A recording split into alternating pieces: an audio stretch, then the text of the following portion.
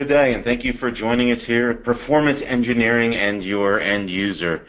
I am thrilled to be able to introduce this webinar today. And again, to do that, I would like to highlight that this is being brought to you by the Vivid Performance Engineering SIG. Again, there's a number of us that work within this organization as both champions and leaders. Chris, if you could forward the slides for me.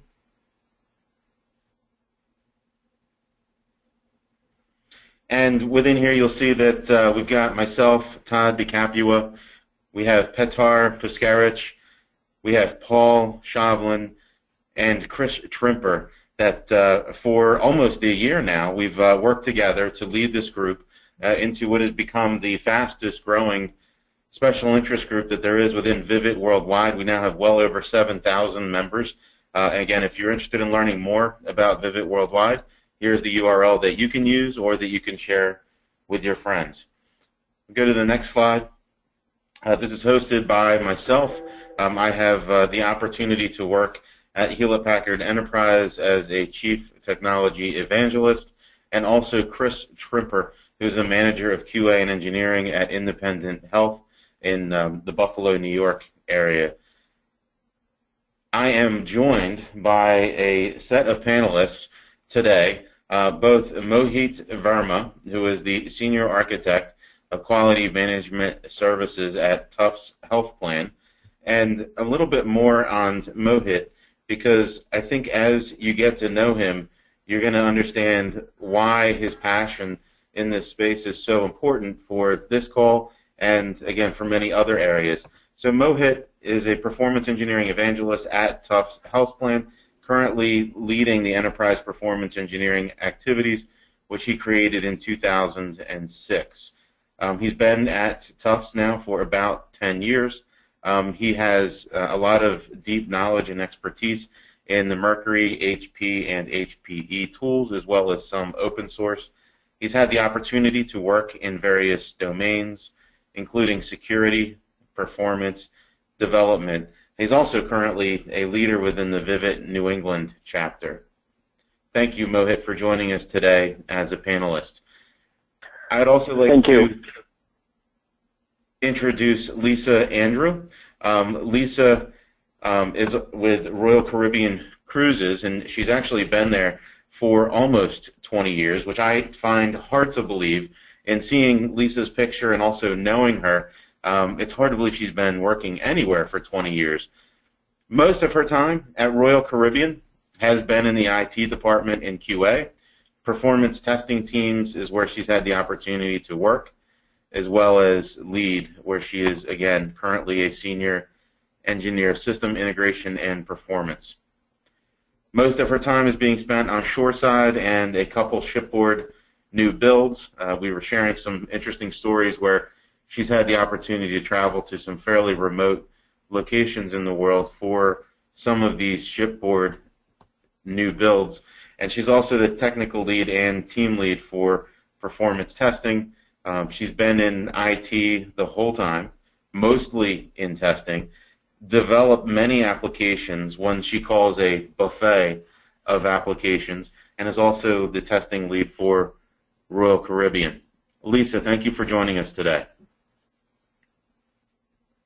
Thank you for allowing me to be here. Thank you. And lastly, Chris Trimper, again, the Manager of QA and Engineering from Independent Health, will be working today as a panelist as well, both helping to lead the conversation and injecting some of his thoughts and expertise that he's learned over the years and also at Independent Health. Chris, thank you again for being a leader of this SIG as well as volunteering to be a panelist today. Just a few housekeeping items. This is a live session. It is being recorded. These recordings are available to all Vivid members. And just as a reminder, it's free to be a Vivid member. So again, if you already are, which if you were listening to this, that means you are, please go ahead and share that information with your friends. And we would love to be able to get this type of information out to them in the community so that we can continue to share and learn. We will be holding a session Q&A at the end. However, in the interim, please type any questions that you have in the questions pane. On the next slide, you will see what this questions pane looks like within the webinar control panel. Again, this is a very simple and easy way that any questions you have, please type them in. If we do not have time to cover all of them at the end of this session, what we do is afterwards we post a PDF of the deck that we're using to lead this discussion, as well as a replay of this webinar, and also any and all Q&A that came in through the session with those answers for you. Without further ado, I would like to hand it over to Chris Trimper. Chris, thank you. Thank you, Todd, for those great introductions for all of us today. So today we're talking about performance testing, performance engineering, and your end user. As many would think, without the users, we really wouldn't have a purpose or anything to test. So we've divided this up into 4 key areas, defining our users, different considerations that we have for, representing our users in testing, the impacts, and the various dimensions in turn, including functionality and performance and usability of that testing we need to do. First, I'd like to start off with a quote that I read in a actually newly published book. If any of you follow Todd or Shane Evans, you'll know that the two of them authored a book together recently titled Effective Performance Engineering. And the quote that I found says, "The point is, it shouldn't matter whether your servers can handle 1,000 hits a second or if CPU is below 80%. If the experience of the end user is slow or unreliable, the end result should be considered a failure." I think this statement really clearly helps illustrate the point that we want to get to today, that the end user experience is as much of a factor as anything else in our performance engineering stories. And we want to take a moment today to share with you some experiences and thoughts around that. If anyone's interested in more information about the book, or for a limited time, there is a free PDF offering at effectiveperformanceengineering.com/getthebook. And this link will be available in the slide deck that's shared after this session. A real quick mention about your end user, and it's something that, if you don't take a moment to think about it, or if you're focused on one side of the house versus the other, is, the end user really is all over the place. The end user is on campus, they're off campus. They have devices, cell phones, you have web applications, desktop applications, maybe you have mobile applications. There are so many factors that go into this that the end user can use in various areas where they can be impacted by performance. And that's what we're going to look at today. So we're going to start off just by identifying everywhere the end user can be and everywhere and anywhere that they are. We have 2 quick poll questions so that we can understand our audience just a little bit better. So Emery, I'd like you to launch our first question about knowing your end user. It's open now. Thank you, Chris. So for poll number 1, how well do you feel you know your end user? And again, please just select one of these. The first option, I fully understand my end users. I somewhat understand my end users. I do not understand my end users. I have never even used our applications. So again, there's 4 options for you. I encourage you all to vote quickly. We're going to go ahead and watch these come in, and when we reach a certain threshold, we'll go ahead and close it out and show the results. Again, these are the first of 2 quick polls.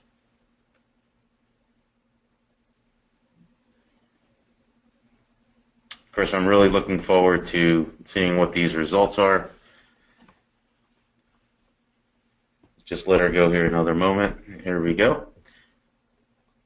So as you can see in the results, we've got a very strong leader in the way of I somewhat understand my end users at 67%, then followed by 22% of I fully understand my end users, and at 11% I do not understand my end users. Chris, you will be happy to know that 0% selected I have never even used our applications. So let's go to our second poll. We're We're going to do two of these back to back fairly quickly. So as we launch that, how do you use what you know about your end user? Again, there's three options here. Please select one. Knowledge of my end user directly orchestrates my tests. Or number two, I have just begun integrating end user scenarios to my tests. And lastly, I've not yet integrated any end user findings into my tests. So I have knowledge of it and it directly orchestrates, just begun, or have not yet started using my end users' behaviors into my tests. Again, one quick question, three quick options. Please select one, and we will display the results here in a moment.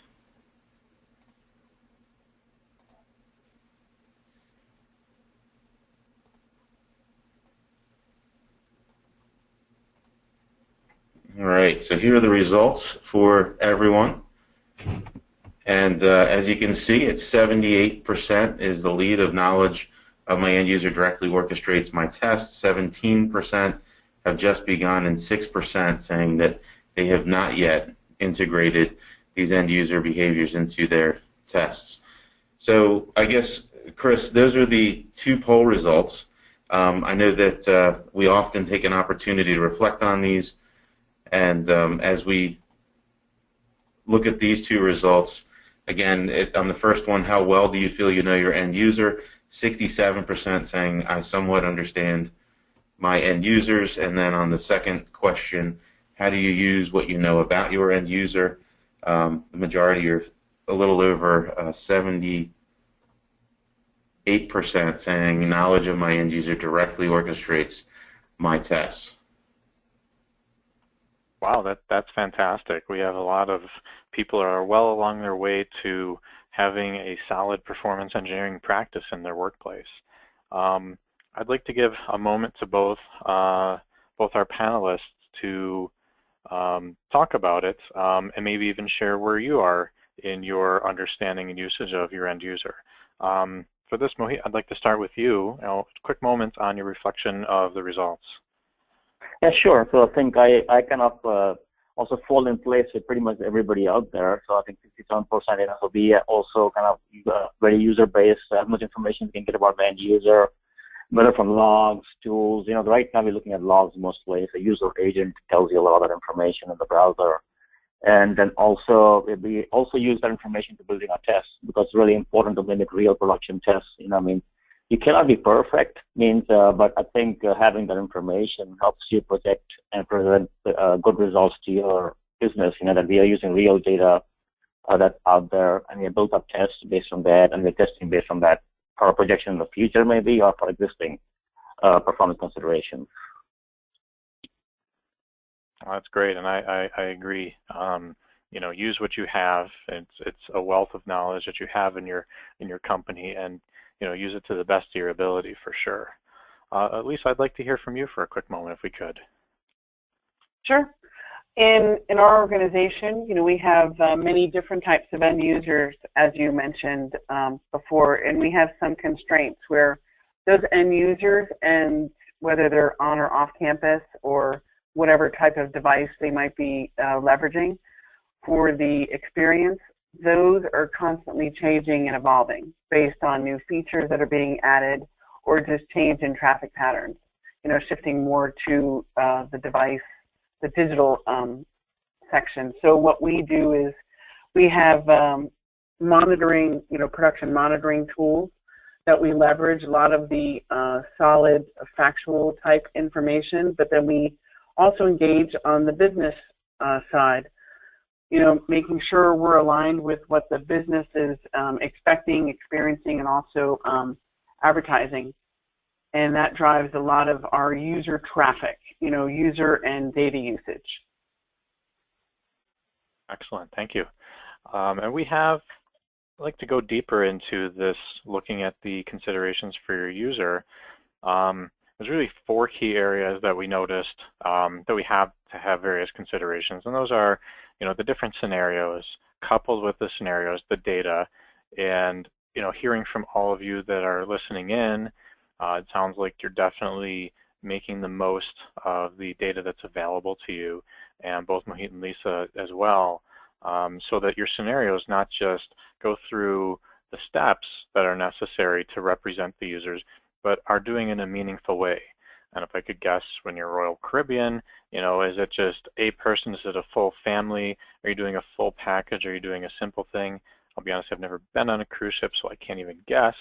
But definitely understanding the healthcare space, the line we use here all the time is a claim is not a claim is not a claim. They're all different. Every claim is different.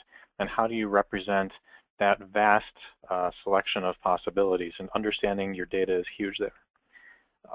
As Lisa touched upon, form factor and presentation is a big deal as well, as we're going more and more deeper into the digital age and more companies embracing that. And us that are in the back end supporting all of that in whichever way we do, trying to figure out how in the world do we support something that used to be 1 or 2 options is now 20, 30, 40, 50 options. So let's start looking at the user scenarios. And I'd like to offer up to both Lisa and Mohit talking about a scenario that you have and how understanding your user helps make that scenario better. I have a very simple illustration on the screen of a purchase, not necessarily meant that we're going to discuss this scenario, but just to kind of drive the idea of the different phases of a scenario. This time, Lisa, let's start with you if we could take a moment and discuss that. Sure. When we're detailing out user scenarios, part of the performance modeling phase when we're involved in a project is we're trying to understand exactly what the processes are and how they're connected and what the end state would be. So when you're looking at that example and we're chaining these requests and making them logical, we're also having to look at the time being spent on those pages. What is the user experience actually representing? So of course, think, time, and pacing are going to be considered in that algorithm. So when we take scenarios and we're developing what you might be familiar with, a load test or a stress test type scenario, we're also embedding in these scenarios the type of traffic patterns that they're going to be coming into from a geographic location. So that's one thing that we found in production is we'll see different geographic patterns based on the country that they're coming from. Say China, traffic is going to be completely different in functionally than you would find in North American traffic. So that's an aspect that we had to ensure that we had the correct scenarios developed and representing those users. Well, that's an incredible amount of detail, and I might go on record in saying I'm fairly happy that I have a very regional company that does not have the worldwide considerations that you may have. But that's quite impressive. Mohit, yourself, sir? Yeah, hi.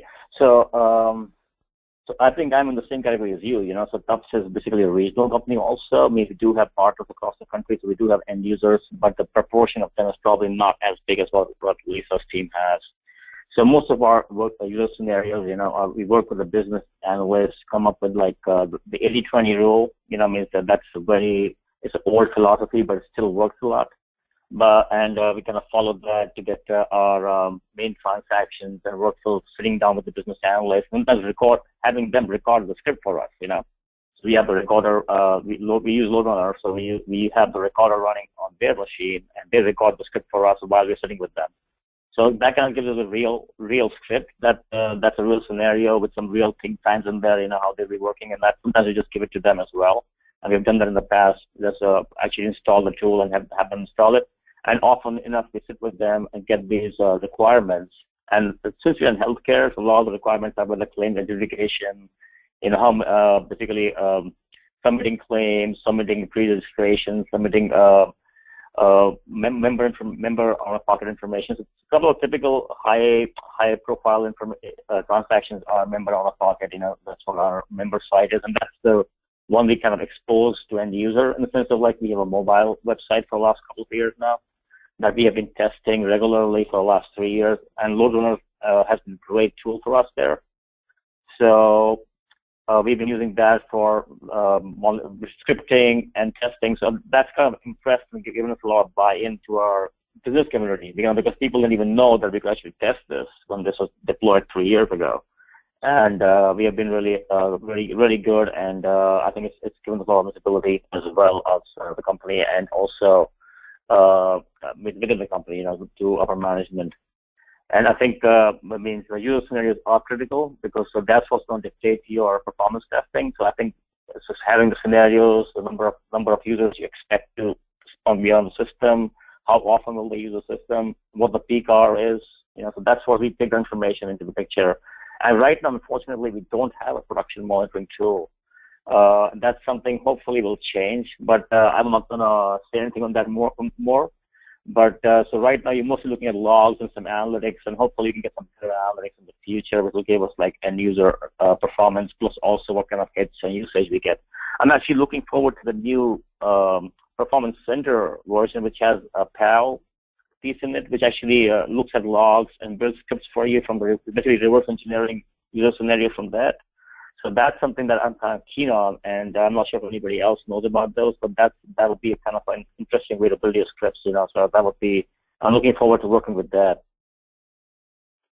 Yeah, most certainly. I too have been looking forward to where the industry as a whole, including everything that HP is doing, is really trying to keep up with the trends and making it so that we can do things better.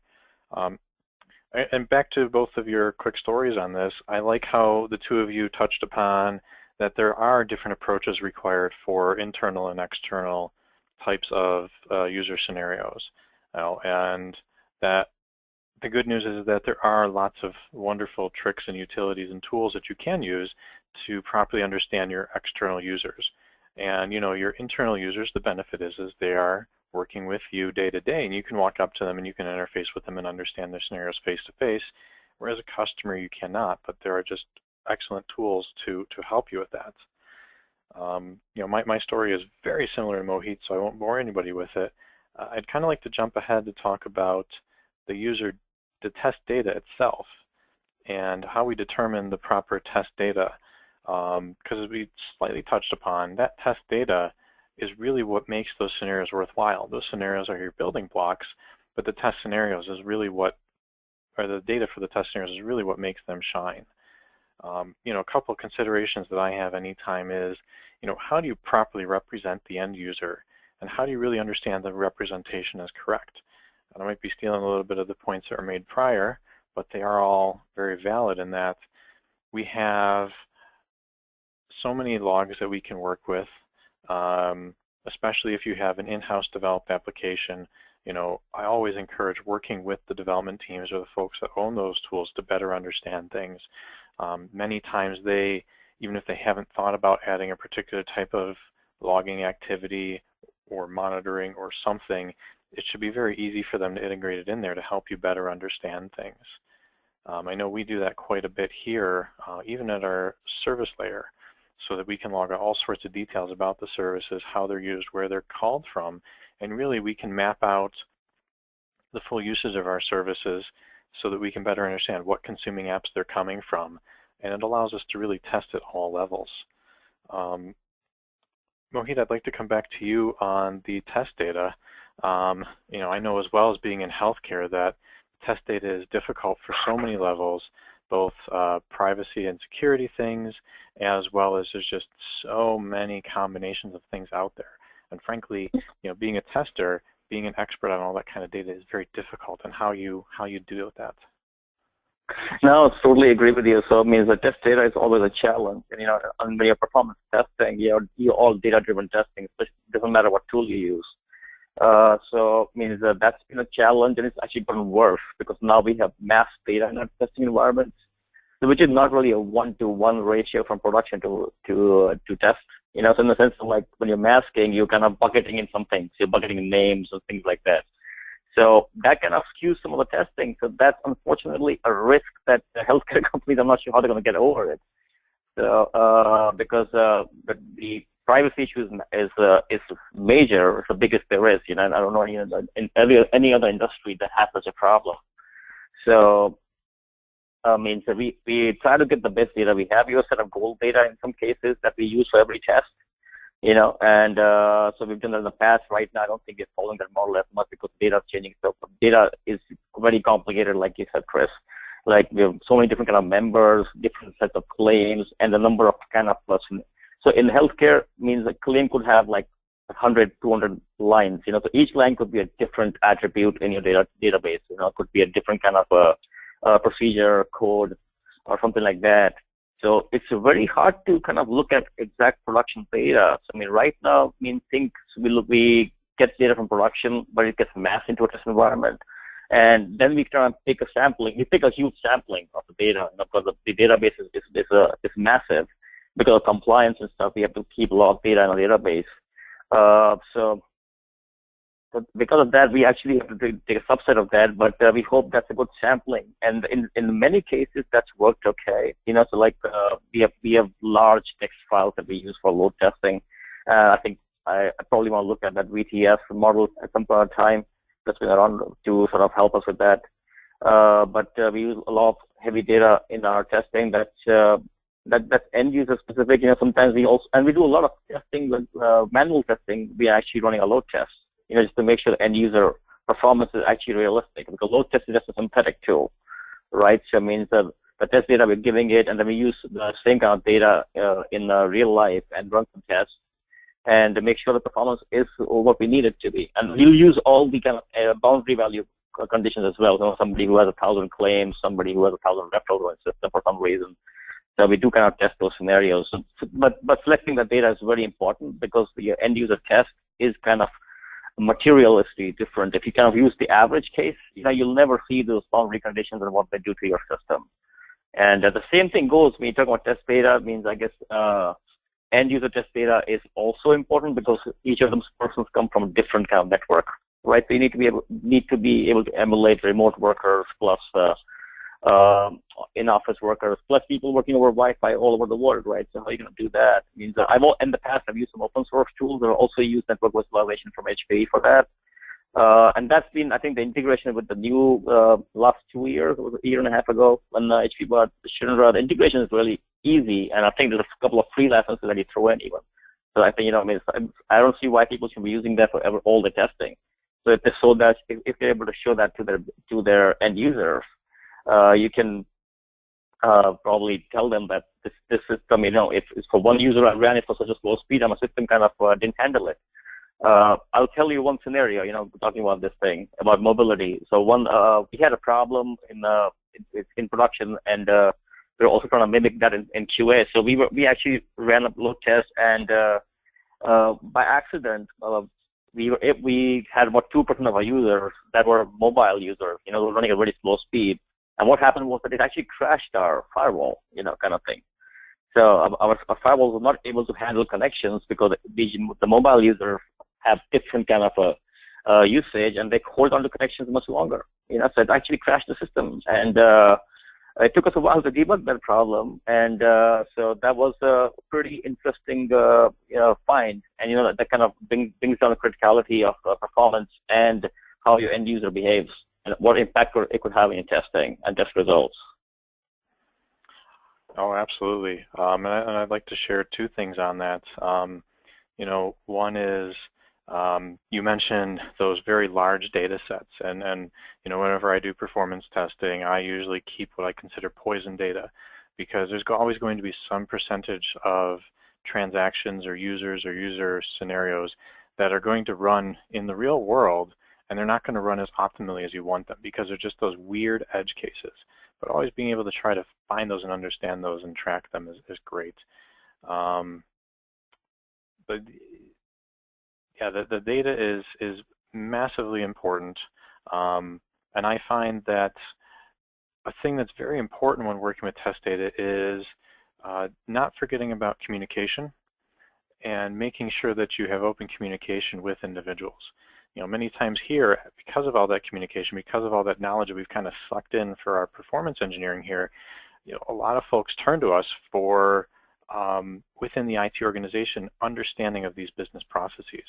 Because for better or worse, we've had to learn them to the best of our abilities the scenarios, the data, and just understanding that user and how to represent them. And we've inadvertently become, a higher end knowledge of all that user information. We have a lot of other really great things to talk about. I'd like to give Lisa a chance to talk about test data because I'm very interested in, in that whole world of what is Royal Caribbean, of how in the world do you manage test data, especially for performance testing? It can be a challenge, right? And data is so crucial because if you do not have the right data set, you can make or break your performance test. We've seen it, multiple times. One thing that we do as part of the performance modeling phase when we engage in new projects or enterprise level projects and even enhancements, right? What we're looking at with the architects and really our database admins is we engage them and we make sure they're part of the process for performance modeling. So when we're looking at new tables that are being introduced or new processes that drive data to those tables, we need to make sure that they're doing their diligence and having their own sizing exercise. So we want to know a year from now what that table is going to look like because that's what we want to test under, right? And the same thing with when we're running, middle tier, we tend to do bottom-up type performance testing. Our approach is if we have a new application, right, we're focusing in on each layer, and then we're building up to that end layer, that end-to-end layer, and then we're also validating. But part of that is what you were mentioning a minute ago regarding the size of the data throughput, and those edge cases. Those are extremely important because sometimes functional testing doesn't catch it, but you'll notice when you're performance testing, you'll catch a lot of those functional issues that really the functional side can't generate with their tools. So that's also important, those edge cases, to try to consider it, even if it's with resiliency type testing when you're running tests. Our environment, we're lucky, we actually have our environment matching production size data. And that's so important because, we have 51 ships and we have, 6,000 sailings. So you can imagine all the data that's attached to those, whether it's tours, shore excursions, air gateways, etc. So that is extremely important for us to test with that data set. The same thing I was mentioning before with performance modeling. So we're actually trying to bring the most realistic, so we're trying to mitigate the risk when we go to production and we're not testing with the same data set. We had tried using VTS. We weren't very successful. We found some latency issues. So that was something that we kind of stepped away from because we also we tend to be data stewards for people. So we work with QA and we develop data too, right? So obviously we have the tools, so we help generate new builds. So you have a brand new ship that's going to be launched, like the Ovation or Harmony. So what you're doing is they're testing, 25 voyages. So we go out and we help build their data for that new build scenario to do their functional testing and, of course, our performance testing. So a very interesting topic. Yeah, and I just had a light bulb go off at the top of my head wondering how in the world I didn't have any slides or any discussion points on the fact that a lot of times, whether it's functional or performance, that whole automation realm, that ability to mass do things, we do end up ending up being somewhat of a data steward, which I think just really helps everyone except for ourselves when it comes to time management. It really helps out everyone and really solidifies the importance of that sort of a team. As much as test data is one of my favorite topics for user-based understanding of performance, I don't want to forget about some other pieces. And Lisa, you mentioned that you have all kinds of form factors and just delivery systems for all that is Royal Caribbean. And I'd love for you to be able to share with us a little bit. For me right now, we mostly have internal applications and web, but you have a plethora of other things. And I feel like every day you have a lions and tigers and bears oh my moment when you look at all the stuff out there. And I'd just love to hear how you manage that and just keep it awesome. Right.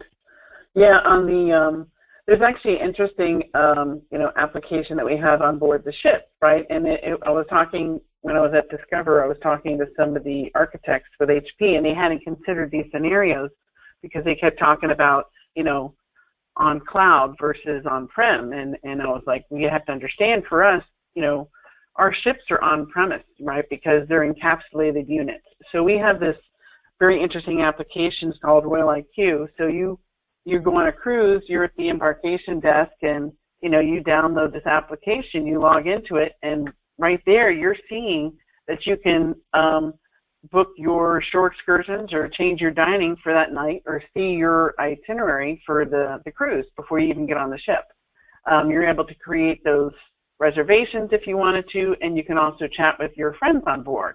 You can also track, because we use RFIDs, on your wrist to kind of track, get you into your cabin or charge your Starbucks coffee, or the kids get scanned in as they go into the kids program.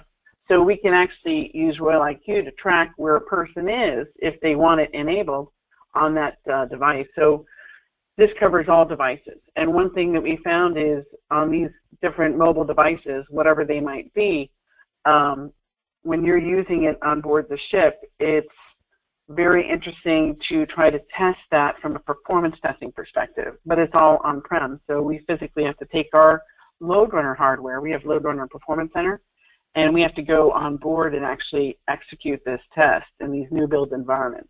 There's no access from the World Wide Web. So pretty interesting, challenging scenarios that you face, but you just have to go into it full throttle, and you definitely have HP support typically to help you out with some of these challenges. Earlier, Lisa, you mentioned you take a bottom-up approach to a lot of your stuff, and with all that is the devices and places that you see the Royal Caribbean experience expanding, do you have an opportunity to go bottom-up there as well? And maybe a word of advice you can give on that? What we have done there is, it depends on the scenario that's occurring, right? Because everything is different. We're constantly being challenged with, different types of applications. We have web applications, we have internal web applications, we have ICER, mainframe type environments. We have big space on the integration side, and now they're starting to introduce microservices and microflows, which is somewhat performance challenging to us, that architecture. But, and of course you've got your client server applications, right? PeopleSoft, Siebel, et cetera. So within that, from the mobile perspective or those digital devices, what we found is for performance testing, we start off with the application itself. So we're focusing in on that application performance first, whether it's a service, that we're focusing on. So we're doing atomic testing at the service level. Then we're kind of bringing that up, to more of an integrated test, and then we're bringing that up, adding the front end piece to it. And then when we're doing the actual mobile testing, what we're doing is trying to use that the protocol that really emulates that user.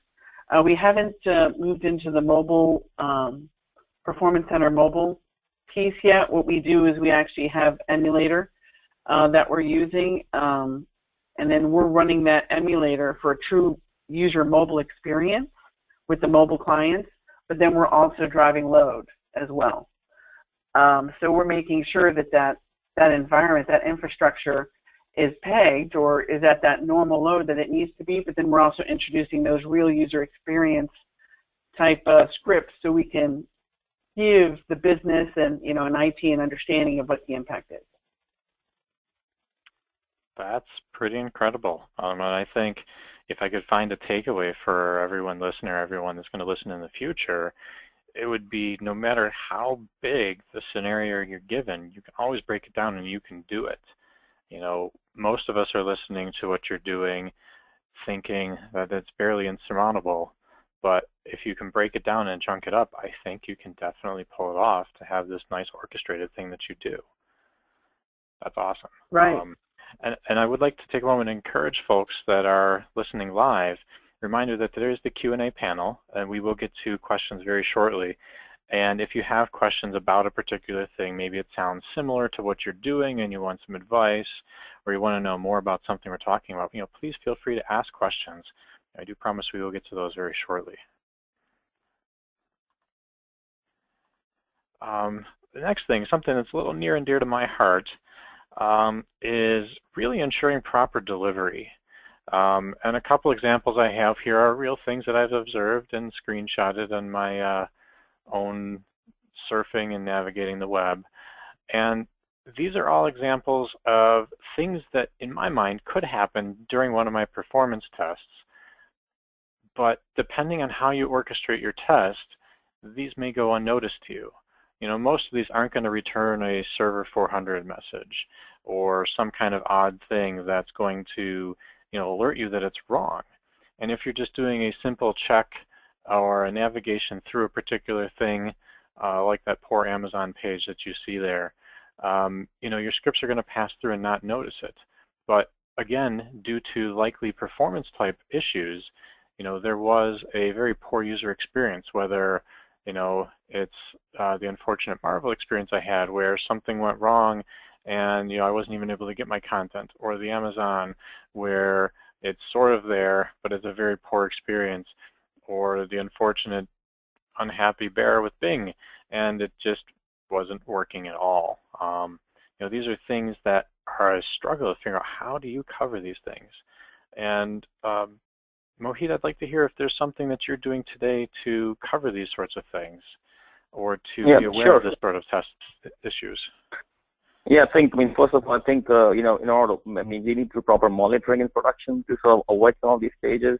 I'm not sure you can avoid all of them, but, the production monitoring with a good tool out there needs to be done and reviewed, so people sort of have this tool running and make sure that you have the proper alerts set up and everything. But in our case, unfortunately, we don't have this on the production side.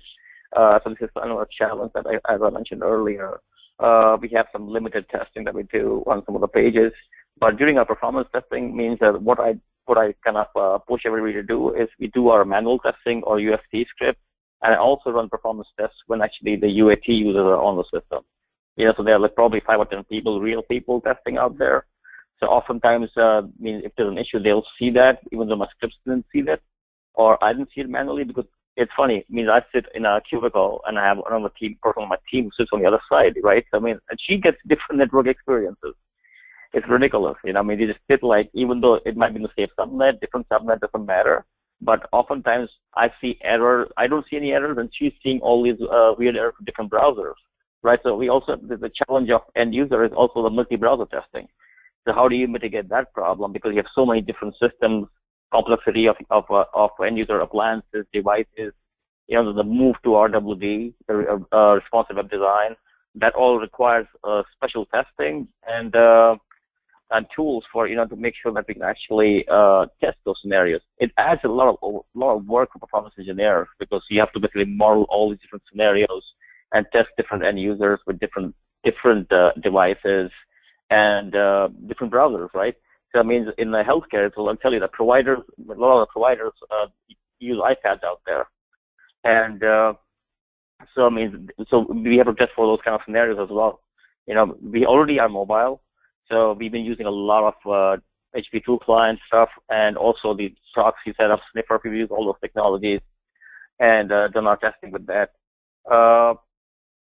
So that's been a really good seller, but I think the complexity is immense, because you have to sort of mitigate all these scenarios, and how do you manage the risk, right? And it's basically risk-based testing. So you can look at all the modern devices, but you don't know since you're regional, we can control that. I'm not sure how Lisa does it, but because most of our users are in the Northeast, so we know that the systems are, most of the people probably have reasonable phones, and so I cannot do a least common denominator testing. So I go to the lowest speed I can test with and see if the system breaks. We just think that everybody should be giving on mobile speed, whether through Wi-Fi or through the network. And then I go up from there. So where does the system actually break? So I can try to find that.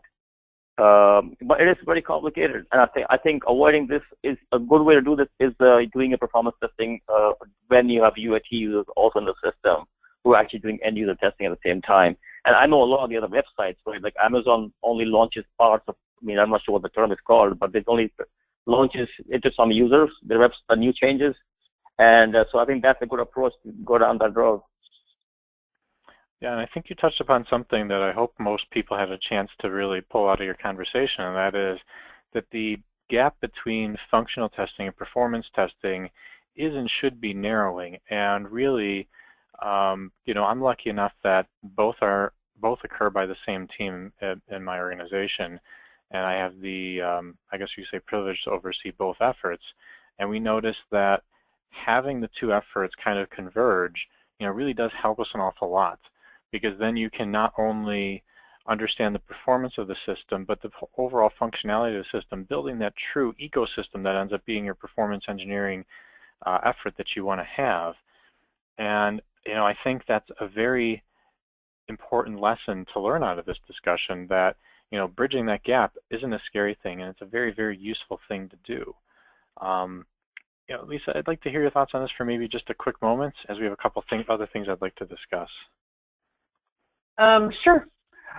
For you know, for us, the primary thing, you know, we do first on the performance scripting side is we want to, you know, on the performance side, you know, on production side, we're using monitoring tools that capture these failures like keynotes. So we're getting tracking information and error messages and dump, and then we're also using Dynatrace. That kind of also will give us the information, exactly what data is being used when the issue occurs. So that's really kind of outside our realm. We're the consumer of that information, but we don't actually engage in the effort on the production monitoring piece. From our side, though, when we're doing performance testing, you know, we're ensuring the scripts that we have, you know, these scenarios that we're being requested to build.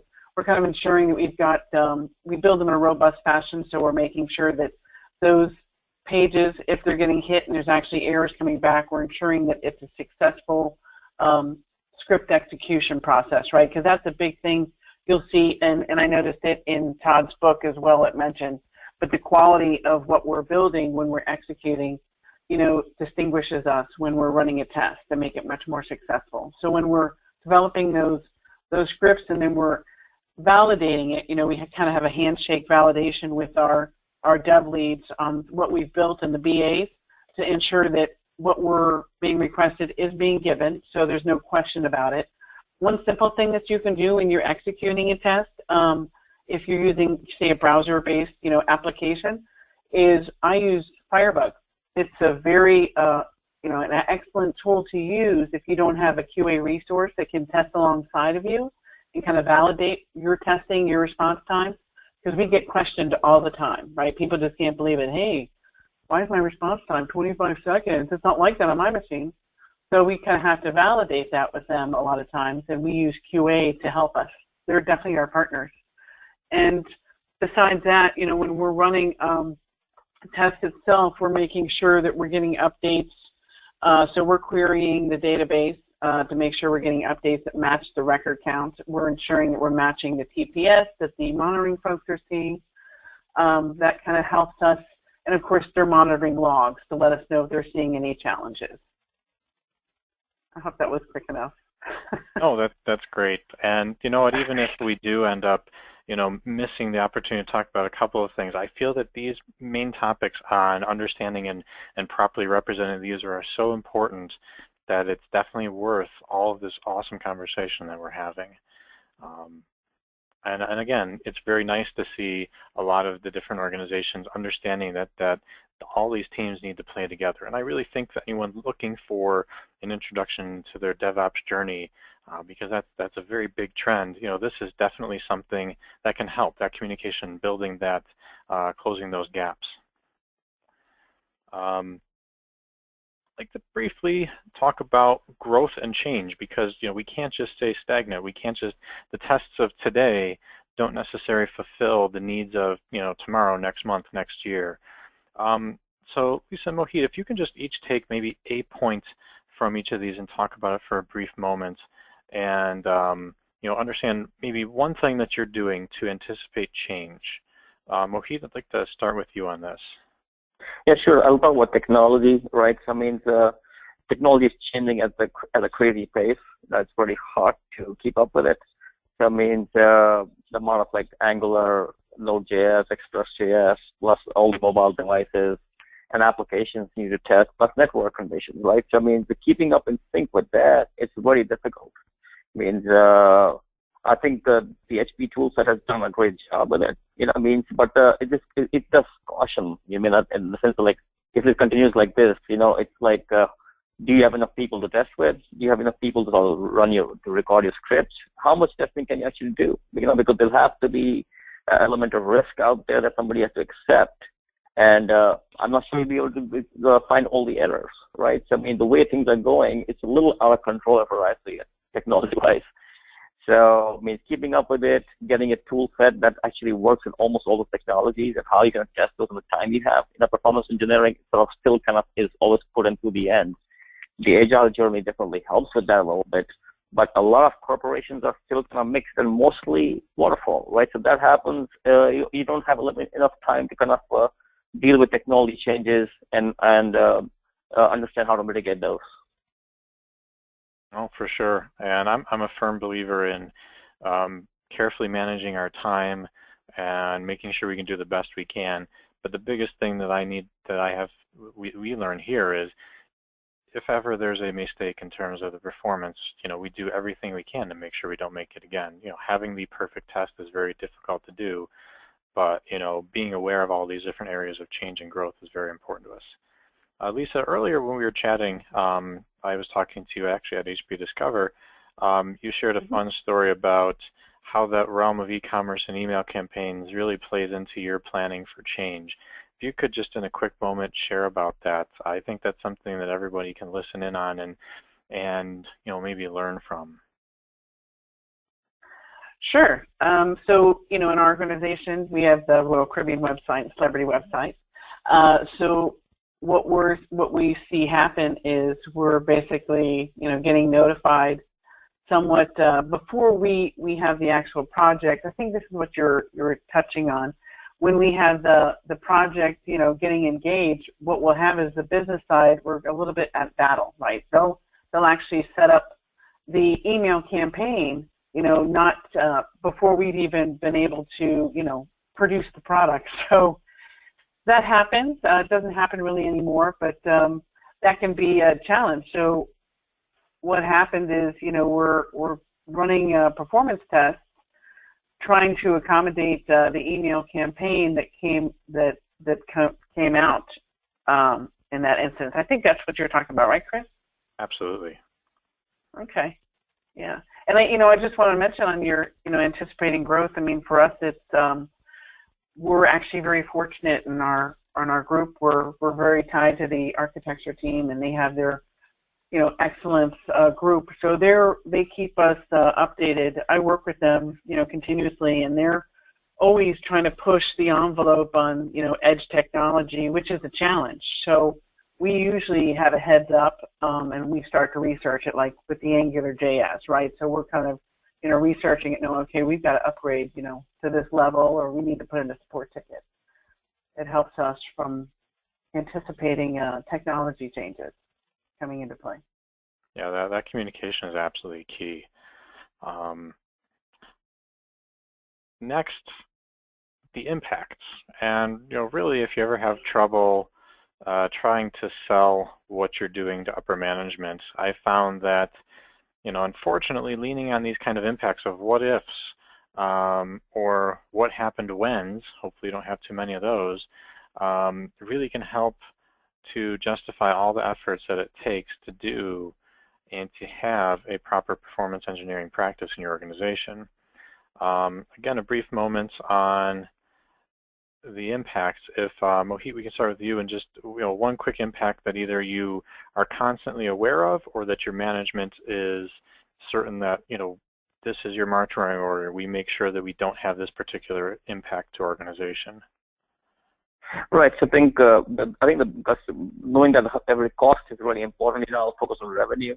mean, good performance engineering is really needed for cost savings, because it sized the environment properly. So that means I think upper management always likes to look at that and as a big winner. So I think, and that's also a big seller for performance engineering, I think if your performance engineering team if you're established as a center of excellence, and you can show very easily that sizing your environment and proper tests, you actually save money, because the company actually saves money in the long run because you don't have your oversized environments. And with the cloud also, it makes things complicated, but you can still test in the cloud. So, and you can make sure you size in the cloud properly, whether you use auto scaling or not, or small instances or not. So I think the biggest seller is really revenue, because most companies look at revenue as a big thing, and obviously competitive advantage probably is not far away. Well, you covered pretty much all of them. Awesome. Yeah, they are all very interrelated. I'll steal a quick minute and say that, especially in the healthcare space and really any service-oriented organization, our customers have a choice.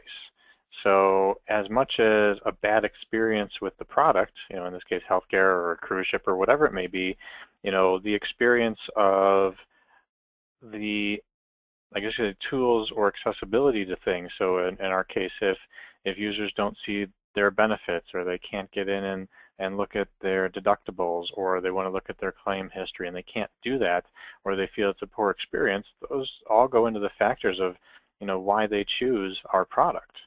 So I think that one's a very big one to us, because we do strive to deliver the best experience we can to our customers. Lisa, for you, I'm sure there's other cruise ships out there. I don't necessarily know what they are, as it's not my space, but what are the different impacts if there are poor experiences to your users that you see? Well, definitely customer retention, right? Because I think the main focus, with Royal Caribbean is customer retention and loyalty.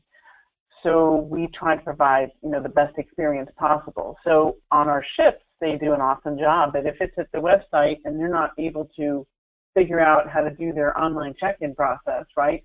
Or worst case, they're having latency issues, that's a killer, because we will hear directly about it. And really all those items, are interrelated, right? And it all has an impact against the revenue side. For us in performance testing, obviously we have a revenue impact when we're running our tests. So kind of justifying that goes back to risk analysis for us.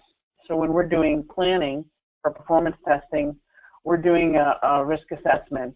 So based on what's been given to us for the objectives, right, or the scenarios, we're also kind of doing some risk analysis there against the actual budget.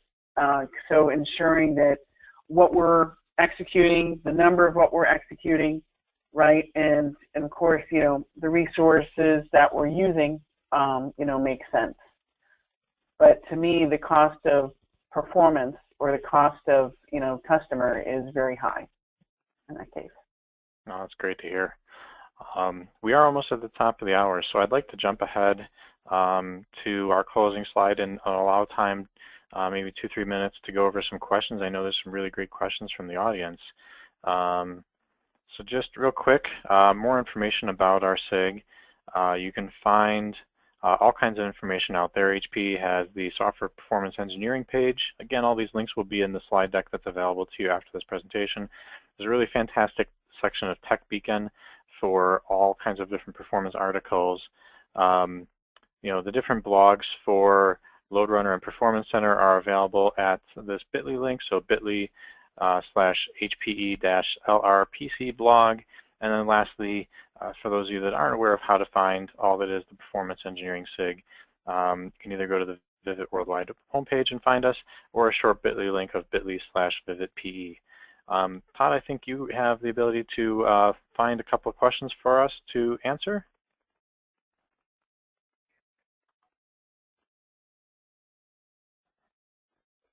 Thank you, Chris. This is one of the fun ones where we have a ton of questions that have come in. So I think Chris, Lisa, Mohit, you guys definitely helped to get people thinking about a few things. I'm going to start at the top. So Vaven had submitted a question that says, and Mohit, this may be best for you. I know you were talking a little bit about this early on in the webinar, but network performance plays an important role in direct-to-customer or consumer-type applications, and this is always a struggle when monitoring network performance. Would like to know from a panelist what their strategy to identify network bottlenecks. And I know, Lisa, as you think about the architecture that you have on ship and some of the unique challenges in that environment when the ships are out and about. I'm sure there's also some bits there to add. But Mohit, yeah. So means talking about network performance monitoring. Yeah, unfortunately, I don't have these. I don't manage that space, but I think management perspective, we use some tools. I think that's NetScout. I'm not sure if I one of those, but there are a bunch of tools out there that you just have to make sure you monitor your end user and understand the usage. It means it's really hard.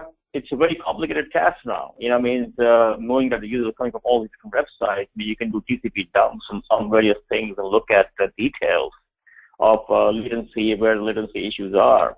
But I'm sure that if he was a network engineer on site, he would probably say his task is very complicated now, because he has to make sure that his back end at least performs well. But you can pretty much, if you're using CDN and stuff, it even becomes much worse if you're using like Amazon CDN, or if you're using the CDNs from like Akamai. They do that for you. I think if you're worldwide, I would recommend that you probably use a CDN, because they would probably have better tools and an understanding of how networks are used and how your end user is behaving. From my perspective, means I kind of don't have visibility in the network, what is happening on the network, except when there are issues happening. So when there's an issue, when I go back to the network team, they say, oh, there's no network issue, right? So unfortunately, that's what happens. And oftentimes I cannot find the root cause. Like the example I gave you earlier was that, when we added like 5% of mobile users, and what that did to the whole system, and oftentimes the backend system is pretty much shared between your regular application and also your mobile user. So a 5% spike in your mobile usage would actually crash your whole system, because if you haven't tested it properly, you could actually have an issue with network, and network firewalls or issues on the network where 5 load balancers could cause problems there as well. That's, I think, my kind of what I know from a network perspective. I'm not a network engineer, but I think the monitoring task is definitely very complicated. Excellent. Well, thank you, Mohit, for that. Let's see, Lisa, is there anything that you would want to add around network performance and how maybe you're able to capture these and monitor that, and maybe more importantly, identifying those bottlenecks, and how do you bring those into your different test scenarios? Well, what we, just to add to what Mohit says, I'm also not, a network profiling specialist, but what we tend to do, we'll bring in those network folks, and they'll monitor with us, especially if we have issues. We bring them in, and, they'll put, we'll use a network profiling tool, and can kind of sniff the network and understand through trace IPs. They'll actually trace our load injector IPs to the actual target application and understand, where the time's being spent. That's what they'll do to troubleshoot it. From our side, we've also had to move our testing, injector. So actually move an injector if we have to, right in front of the application to understand, is it actually a network issue? On shipboard, it's a unique environment because that network's typically a closed network. So what we're faced with is we have priorities based on the type of traffic. And typically all ships across all the cruise lines use one satellite. So that emulates to an experience if they're going out to the World Wide Web of a 55K user. But internally, phone calls take priority. Nautical communications, which are regulatory, right, they take a priority. So we're having to deal with that on ship. So we've used Shunra, as I think, Todd, on board for network capture and monitoring as well, which has helped us a lot. to kind of compress the traffic. Yeah, I would like to add one more thing. Like since you're talking about Shinra, I know Shinra and Experience for Network Virtualization has actually has libraries of what happens in different zones, right, which get updated from time to time. So I've actually looked at that in LoadRunner, and we try to use that in some of our testing, and it actually gives us a really good indication of how the performance would be, like if you're in London, and your server's in Boston. So it actually mimics the latency in the system. From a testing perspective, I think we are better. The monitoring time, it's challenging because you just have to figure out, your end users are coming from so many different places. The task is just complicated. From a testing perspective, I think there are tools out there that you can use. I think getting the user data is more complicated. To add to that, I'm sorry, we've actually, when we have those unique scenarios where we have to identify different peer points, we found it very cost effective to use StormRunner for those scenarios, because we don't have injectors located across the world. We have Amazon injectors that will leverage and scale up, but they're pretty much located in specific sites in the U.S., right? So if we have that international presence that we need to represent, I found StormRunner to be very effective. Outstanding. Well, I really appreciate your guys' input. I know that we are over a little bit, but I've got two other questions here that I think I can fold together. So let me see if I can kind of put them together here. The first question is, lately most of the clients are requesting on early performance validation. Typically, the performance testing lifecycle takes a lot of time for developing scripts before running them and finding performance issues. I want to get an idea from the panel. What is their take or strategy to shift left and do early performance validation? The second question, which kind of plays together, I believe, is how do you get teams to buy in on the value of performance testing? Most areas see it as a nice to have as opposed to needed. So again, those two pieces there. Chris, I don't know how you would want to divide that up, but I think probably after this one, we'll have to just plan on getting written responses out on the rest of the questions. I think I would agree, and frankly, those written responses can be helpful as well because it gives you the ability to have that and actually take it away. So let's open up that question and hear about it. Unfortunately, I don't have a whole lot of experience in that area as of yet, but I know that our two awesome panelists do, and I'd like to hear from them. I can take that on. So we are, like I said, we are agile versus waterfall. So early testing really, I think, would apply in the agile world. So right now, if the way it happens at my company, and we are pretty ingrained in performance testing over here, in the sense of, we kind of get involved in the estimation of projects, looking at high-level architectures, and making judgments based on that.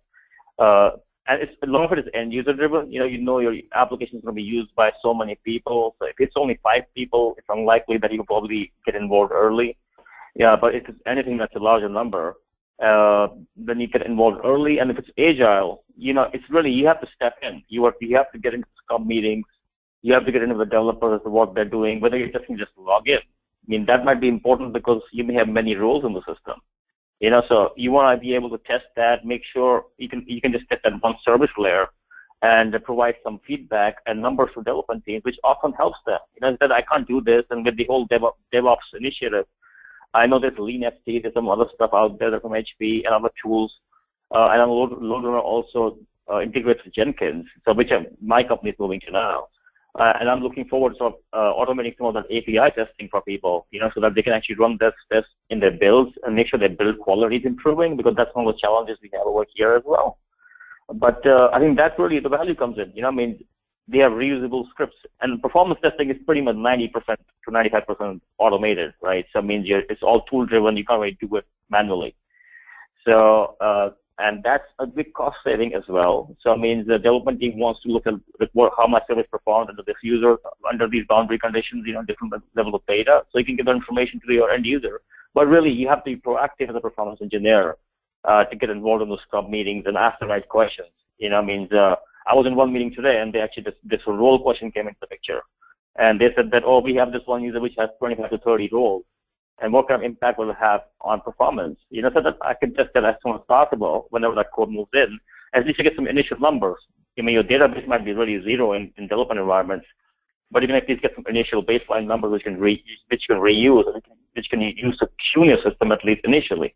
It may need to be retuned when you go to a production-side database, but getting involved is really up to you. No, I agree, Mohit. Thank you very much. And a thought I'd offer up to the audience and those listening is, where in regions like that, having hard SLAs due to your hardware architecture isolation is very difficult. What we can always do is we can always utilize trending and trending data for that to understand how a particular release or code push impacted the responsiveness of a particular activity that we have. Lisa, did you have anything you wanted to add to that, as there are just an immense amount of moving pieces in the world that you live in? Maybe just a quick moment, and then we will wrap up. Sure. Very good point about trending. I was actually going to say, proving to your organization that performance testing is important. Trending is a very good way to show that.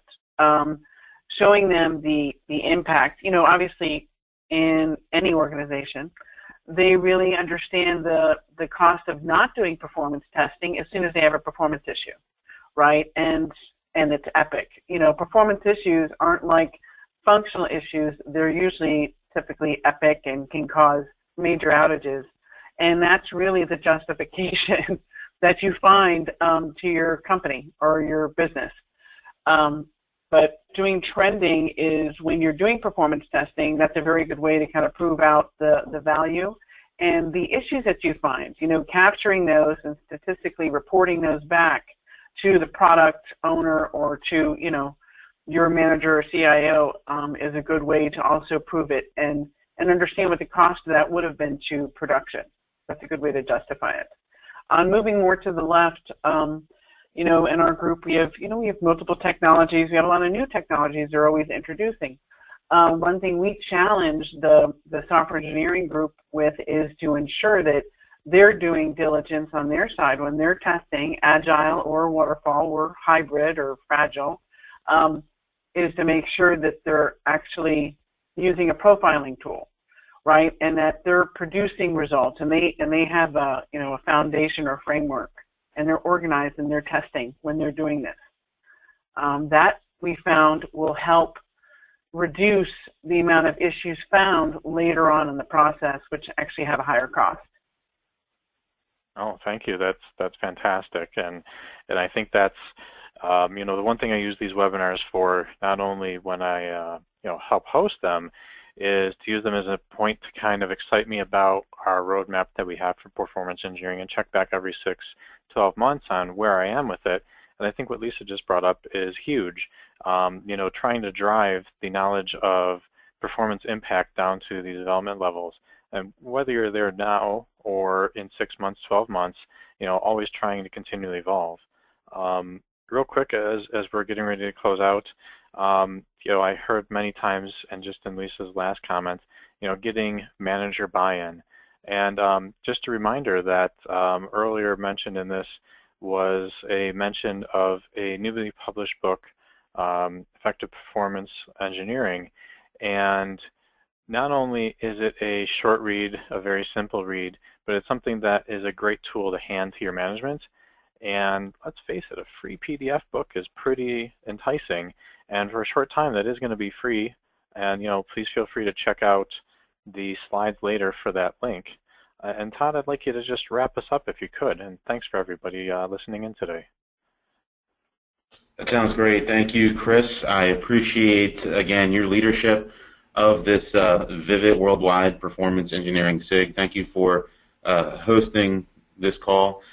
Lisa and Mohit, I would also like to thank you for your participation as panelists. This conversation has been fantastic. We've generated a lot of questions, but I think your expertise is absolutely recognized across the board. So again, I want to thank you, Chris, thank you, Lisa, and thank you, Mohit. On behalf of Vivid Worldwide, I thank you for participating in this webinar. Again, we will be posting a blog. In that blog, you will have a link to a PDF download of this deck. as well as a replay and also a download of the Q&A with the responses. So again, please look for that email. Again, our goal and our mission here is quite simple, which is to get this knowledge and this information out, to share it in the community so that we can all learn and be able to move performance engineering forward in the markets today. On behalf of Vivit Worldwide, thank you again for your participation, and we'll speak to you soon.